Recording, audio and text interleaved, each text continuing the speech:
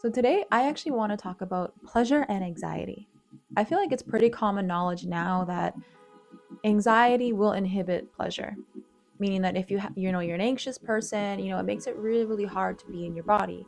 Because when you are anxious, you're constantly thinking about thoughts, right? You're in the mind. And in order to feel pleasure, you need to be in your body, you need to be in your senses, experiencing and being aware of sensation. What's up, guys? My name's Chelsea, and I'm a somatic healer, sexologist, and relating bliss coach. Thank you for being here. Make sure you like and subscribe. Now, what we don't talk about enough is kind of the flip side, because sometimes when there's too much pleasure, this provokes anxiety in somebody. And I'm going to talk about 3 reasons why this happens. So if you grew up, and this was me, if you grew up as a kid taught to not trust your own body, meaning you weren't given the power of autonomy or encouraged how to, speak up for your needs or speak about boundaries and consent at a young age. Maybe people hugged you often when you didn't want to get hugged, or you were forced to do things as a kid that ultimately, you didn't feel safe doing. This will leave a feeling of uneasiness and just plain unsafety when pleasure is experienced in your body. And you begin to feel sensuous pleasures like a hug or a slow sensual touch on your arm. Another reason, so number 2, those who have bodies that have been violated by our corporate world or sexual violation and abuse are trained and learn that their bodies are sources of pain rather than being a place of enjoyment and a very literally wired to experience pleasure, to experience what your birthright is.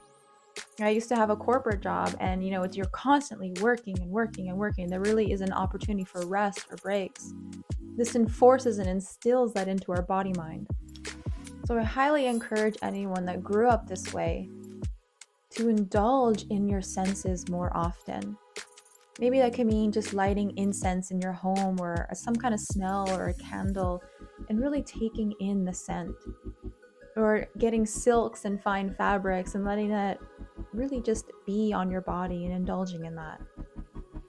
That's a really simple way to start to invite simple, sensuous pleasures into your life.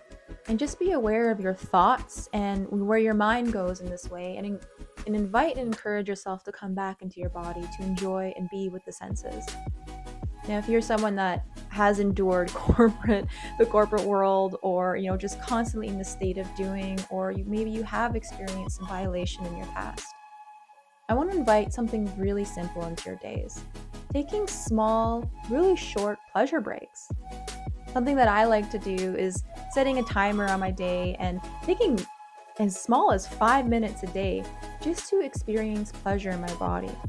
And this could be as simple as closing down your eyes. You can leave them open too if you like, but letting your awareness find pleasure in your body, even if it's just a little stretch, and allowing yourself to feel the safety in your body of feeling pleasure. And remember, it is a practice, so allowing yourself space to do this on a daily basis. And 3, others actually have been wired to believe that it's selfish to receive and deflect touch from others and don't even allow themselves to touch themselves. And if you're someone like this, I highly, highly encourage you to have a self-pleasure practice, one that is completely intentional and mindful, and noticing what happens to your thoughts when you are allowing self-pleasure. And here's a bonus, number 4. There are people in this world, men, women, whatever you identify as, myself included, for a very, very long time, feel that they are so unattractive, and because of that, undeserving of pleasure. Or because they believe they're unattractive, because of this society that has filters and perfect bodies, and everyone wants to look a specific way now because of what we see online in the beauty industry. They believe because we don't look like this unattainable perfect person, this thing that we're comparing ourselves to that isn't even real, they believe that no one will receive enjoyment from touching them. And because of that, when our lover's attention is on us, it creates so much fear and anxiety and just disbelief, and we try to push it away. And if you're someone like this, I highly recommend and I want to invite you to incorporate some type of mirror work into your life. So this would just mean standing in front of a mirror and looking at yourself, allowing yourself to devote and love to the beauty that you actually have. And just remind yourself that what you're comparing yourself to is not real. You are perfect and beautiful as you are. And your lover wants you. They're there with you for a reason. Now, because of all this anxiety that we have, the pain, the fear, whatever it brings up inside of ourselves, if you are someone like this, it is so much easier to numb and block out any feeling and sensation, because numbing is easier to tolerate. Our bodies develop rigid armor around our pain and our pleasure.